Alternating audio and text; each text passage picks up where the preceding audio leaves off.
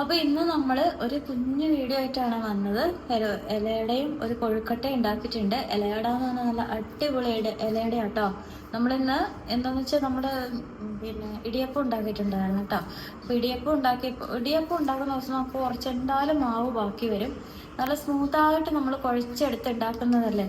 അപ്പോൾ എന്താണെന്ന് വെച്ചാൽ ബാക്കി വരുന്ന ഇലകളും കൊണ്ട് ഞാൻ വിചാരിച്ച ഇല ഇവിടെ ഇരിപ്പുണ്ടായിരുന്നു. നമ്മൾ എന്തായാലും പൊതിച്ചോറ് ഉണ്ടാക്കാൻ ഇല മേടിച്ചിട്ടുണ്ടായിരുന്നു. അങ്ങനെയെല്ലാം കണക്ക് കൂട്ടി ഇല എടുത്തത് കൊണ്ട് ഇല ഇരിപ്പുണ്ടേ. അപ്പോൾ ഇത് കണ്ടോ, നല്ല അടിപൊളി ഇതാണ് ഇലയട. നല്ല സോഫ്റ്റ് എന്ന് പറഞ്ഞാൽ നമ്മളൊന്ന് കൈ തൊട്ടാൽ പൊട്ടിപ്പോകും കേട്ടോ. പിന്നെ നിങ്ങൾക്കറിയാലോ, ഞാൻ ഇലയട ഉണ്ടാക്കുന്നത് നല്ലോണം തേങ്ങ വറുത്തെന്ന് പറഞ്ഞാൽ നെയ്യിൽ നല്ലോണം വറുത്ത് പഞ്ചസാരയും ഏലക്കപ്പൊടിയും ജീരകവും എല്ലാം ചേർത്ത്. ഇതിപ്പം 2-3 ദിവസം ഇരുന്നാലും ഈ ഇലയട ചീത്തയാവില്ല കേട്ടോ. വളിക്കൊന്നുമില്ല. സാധാരണ വളിക്കുമെന്ന് പറഞ്ഞാൽ തേങ്ങയാണല്ലോ വളിച്ച് വരുന്നത്. അപ്പോൾ നമ്മൾ നല്ല ഡ്രൈ ആയിട്ട് വറുത്തെടുത്തിട്ടാണ് ഈ ഇലയട ഉണ്ടാക്കിയേക്കുന്നത് കേട്ടോ. ഞാൻ ബാക്കി വന്ന ഇല എടുക്കാൻ കഴിയില്ലാത്തതുകൊണ്ട് ബാക്കി വന്ന മാവാണ്. അപ്പം ഞാനത് ഉരുട്ടി വെച്ചപ്പം ഒന്ന് പൊട്ടിയിട്ടുണ്ട്. പക്ഷേ ഇതുണ്ടോ, നല്ല ജ്യൂസി പോലെയുണ്ട്. കഴിക്കാനാണെങ്കിലും ഇത് കണ്ടോ, ശർക്കര പോലെയുണ്ട്. തേങ്ങ നല്ലോണം വറുത്തത് കൊണ്ടാണ് ഇങ്ങനെ ശർക്കര പോലെ ഇരിക്കുന്നത്. നല്ല അടിപൊളിയാണ് കേട്ടോ കഴിക്കാൻ വേണ്ടി.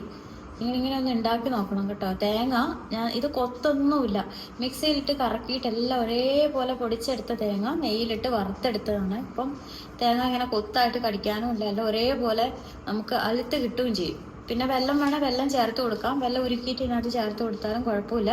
അപ്പം ഞാൻ പഞ്ചസാരയാണ് എടുത്തത്. പഞ്ചസാര എടുത്തിട്ടാണെങ്കിലും ആ കളർ ഉണ്ടോ, വെള്ളത്തിൻ്റെ കളറിലാണ് വരുന്നത്. അപ്പോൾ ഇതാണ് നമ്മുടെ ഇന്നത്തെ ഒരു കുഞ്ഞു വീഡിയോ. ഞാൻ ഉണ്ടാക്കുന്ന വീഡിയോ കാണിക്കാത്തതെന്ന് വെച്ചാൽ നമ്മൾ പല വീഡിയോയിലും ഞാനിങ്ങനെ അട ഉണ്ടാക്കുന്ന കാണിച്ചിട്ടുണ്ട്, അതുകൊണ്ടാണ് കേട്ടോ.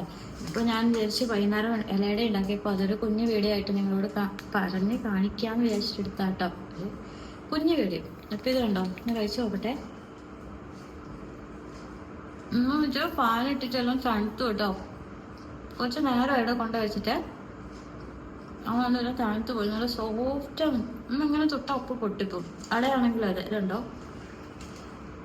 അത്രേ ഉള്ളൂ. ഇങ്ങനെ പിടിച്ചാൽ പൊട്ടും.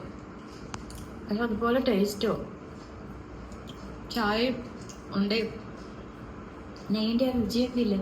ഇതിപ്പോൾ ഞാൻ നാളെ വൈകുന്നേരം കഴിച്ചാൽ ഒരു കേടാവില്ല. നമ്മൾ ഫ്രിഡ്ജിൽ വെക്കണ്ട, ഒന്നും വെക്കണ്ട. ഇങ്ങനെ ഒരു മറ്റേ കൊട്ടയോ നെയ്യിലിട്ടൊന്ന് മൂടി വെച്ചാൽ മതി. എയർ കിടക്കും. ഇതിങ്ങനെ സൈഡ് ഉണങ്ങാണ്ട് അതിന് വേണ്ടി മാത്രം. അല്ലാതെ ഇലയുടെ ഉണ്ടയോ കേടാവോ ചീത്തയാവോ ഒന്നുമില്ല. നിങ്ങൾ വേണം പരീക്ഷ നോക്കിയോ. ഇന്ന് ഉണ്ടാക്കിയാൽ നാളെ കഴിച്ചാലും ഒരു കേടും വരും. അടയും കൂടെ കാണിക്കാം. മുറിച്ച് കാണിക്കാവേ. ഇതുണ്ടോ, തൊട്ടാ ഇങ്ങനെ വീറും. അത്രയും സോഫ്റ്റാണ്, അടിപൊളി ടേസ്റ്റാണ്. നല്ല ജ്യൂസി പോലെ കഴിക്കാനിങ്ങ് വരും.